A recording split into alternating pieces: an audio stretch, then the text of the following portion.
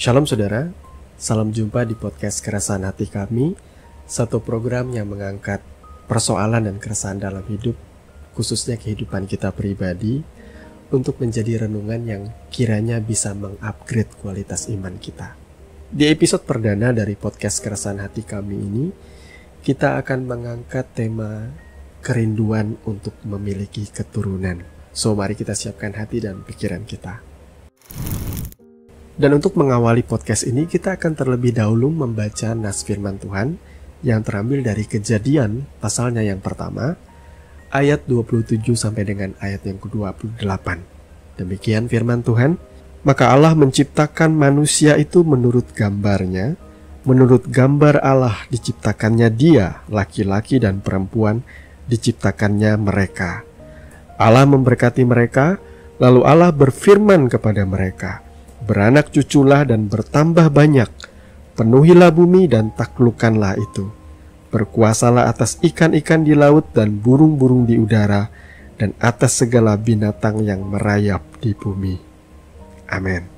Nah, tahukah saudara bahwa nas firman Tuhan itu tadi seringkali disebut sebagai amanat agung yang pertama, bahwa manusia diberikan perintah untuk beranak cucu dan bertambah banyak, bahkan memenuhi bumi. Namun pada kenyataannya kita diperhadapkan dengan realita kehidupan kita sehari-hari, bahwa masih banyak pasangan suami istri yang menanti-nantikan untuk memiliki seorang anak atau keturunan. Sampai banyak kali keadaan yang tidak memiliki anak itu dirasakan seperti atau seolah memiliki aib. Hal itu menimbulkan rasa malu, rasa tidak layak, rasa tidak berguna. Bahkan kita merasa bahwa Tuhan tidak lagi mengasihi hidup kita. Kalau ada di antara saudara yang merasakan seperti itu, saya mau katakan, jangan pernah percayai perasaanmu, tetapi percayalah kepada janji firman Tuhan, bahwa dulu, sekarang, sampai selama-lamanya Allah itu kasih. Ia tidak pernah berhenti mengasihi kita. Jangan ragukan kasih Tuhan, saudaraku. Saudaraku, konten ini tidak kebetulan saya buat. Memang saya sudah merencanakan untuk membagikan insight, karena saya pribadi pun mengalami masa-masa keputusasaan oleh karena belum kunjung memiliki keturunan. Saya dan istri harus menanti selama kurang lebih 4 tahun setelah kami menikah untuk akhirnya kami bisa memiliki seorang anak. Dan apa yang kami rasakan selama 4 tahun ini yang pada akhirnya saya bagikan kepada saudara-saudara sekalian yang ada di rumah. Harapannya, saudara bisa menangkap pesan Tuhan. Saya tidak menjanjikan bahwa studi kasus dari apa yang saya alami itu akan berulang dalam kehidupan saudara. Tetapi yang paling penting, saudara mendekat kepada Tuhan terlebih dahulu, dan saudara mendapatkan jawaban dari Tuhan itu sendiri untuk kehidupan saudara. Saudaraku yang dikasihi Tuhan, tentu setiap rumah tangga itu sangat pengen memiliki yang namanya keturunan. Demikian juga kami, saya dan istri, sangat mengharapkan untuk memiliki momongan, memiliki anak tentunya. Dan apa yang kemudian terjadi ialah di tahun pertama, tahun kedua, tahun ketiga pernikahan kami tidak kunjung memiliki anak. Saya bisa katakan bahwa saya mengerti apa yang saudara rasakan di masa-masa penantian saudara. Mungkin ada di antara saudara yang pernikahannya baru seumur jagung, baru beberapa bulan. Saudara masih punya harapan tentunya. Bagaimana dengan mereka yang sudah menikah bertahun-tahun, belasan tahun, bahkan mungkin puluhan tahun, dan masih belum mendapatkan titik terang?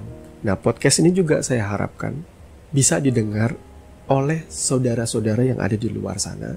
Sekalipun saudara memiliki anak, biarlah konten ini bisa menjadi satu insight bagi saudara agar memiliki empati. Mungkin saudara punya anak, atau punya keponakan, atau punya ipar atau sepupu yang mengalami problem, belum kunjung memiliki keturunan. Saudara bisa menjadi support system yang baik bagi mereka ketika saudara mendengarkan konten ini. Karena banyak kali ada orang-orang yang tidak cukup peka dengan lingkungan, mungkin kurang adanya edukasi, sehingga mereka banyak kali justru melukai orang-orang yang merasa insecure karena belum memiliki keturunan ini. Contohnya dulu, istri saya tidak sengaja membaca postingan atau status salah seorang sahabatnya di sosmed. Pada intinya, Statusnya berkata begini, wanita yang sejati itu harusnya memiliki keturunan. Saya tidak sepenuhnya menyalahkan orang yang membuat status ini.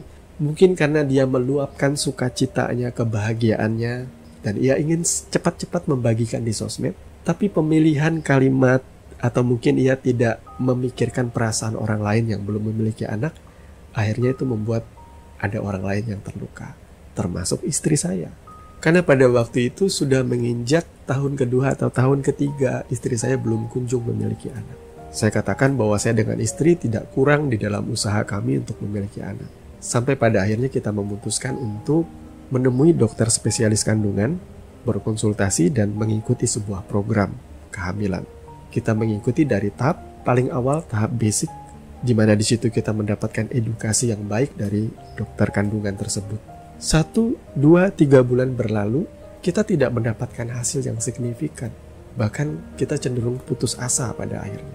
Kalau saudara tanya bagaimana doa-doa kami, ya kami menaikkan doa yang bertalu-talu kepada Tuhan. Berhari-hari, setiap hari, pagi, siang, malam, kami menaikkan doa kami untuk mendapatkan keturunan. Tidak kurang seruan doa kami, saudara.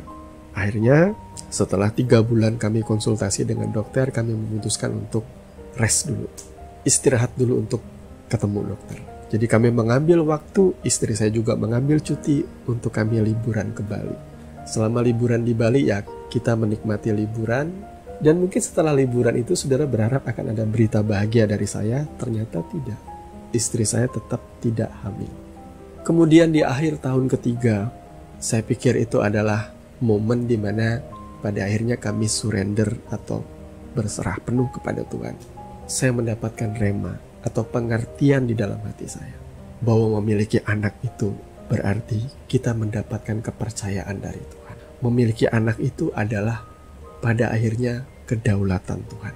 Kita sudah berusaha sedemikian rupa, kita sudah melakukan dan menjalani apa yang menjadi petunjuk atau tips yang diberikan oleh dokter kandungan.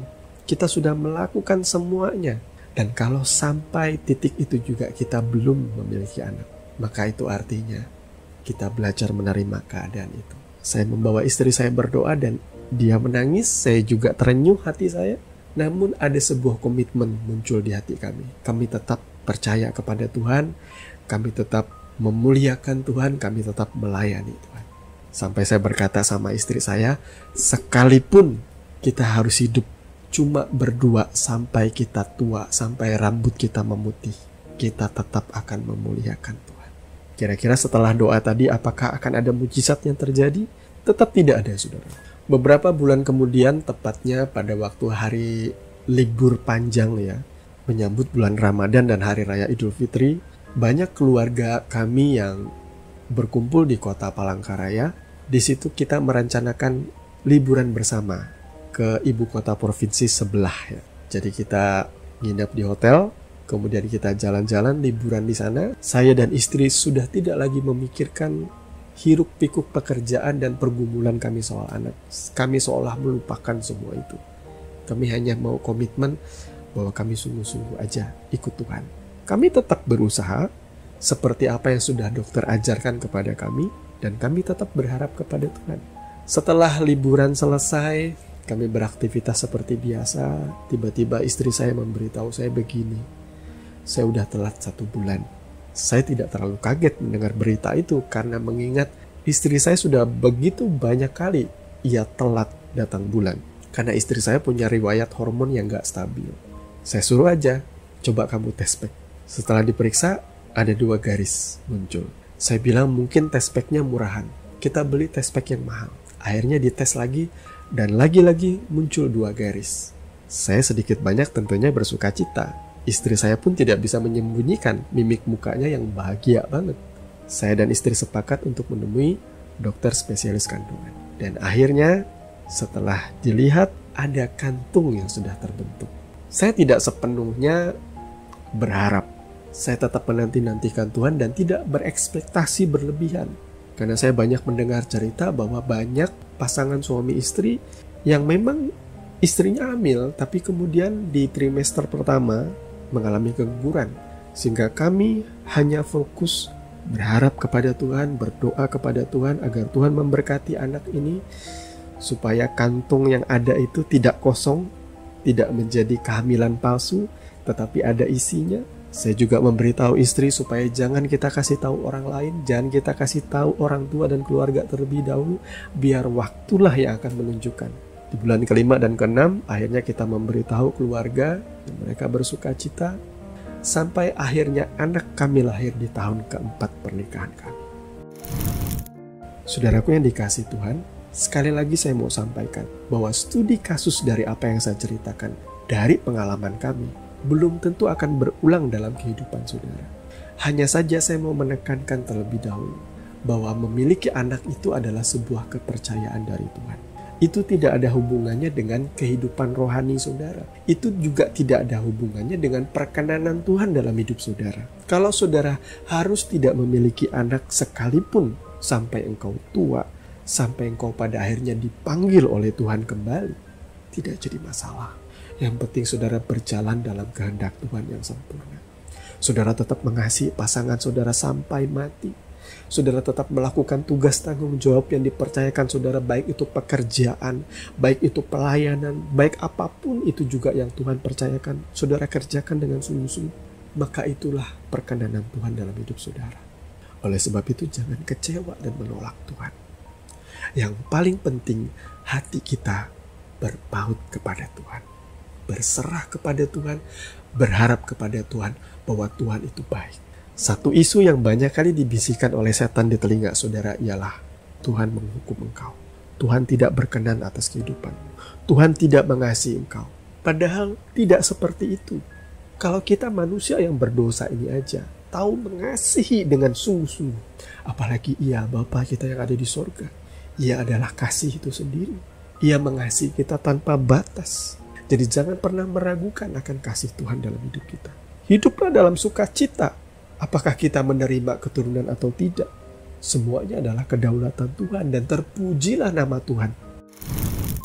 Jadi saudaraku yang dikasihi Tuhan, pasangan suami istri yang sampai hari ini masih menanti-nantikan datangnya anak atau keturunan yang daripada Tuhan, tetaplah berharap kepada Tuhan. Tetapi milikilah satu mental yang baru, bahwa apapun yang terjadi, Tuhan itu baik dalam hidup kami. Tuhan Yesus memberkati firman. Saudaraku yang dikasihi Tuhan, kita sudah sampai di penghujung dari podcast Keresahan Hati kami. Yang mau saya ingatkan ialah, yang sudah memiliki keturunan, hargailah kepercayaan yang Tuhan berikan itu dengan baik. Dan yang sampai sekarang menanti-nantikan keturunan, makin mendekatlah kepada Tuhan. Tetap melakukan tugas yang Tuhan percayakan dengan segenap hati ini, dengan penuh sukacita. Sampai bertemu lagi di podcast Keresahan Hati kami yang selanjutnya. Tuhan Yesus memberkati saudara. Shalom.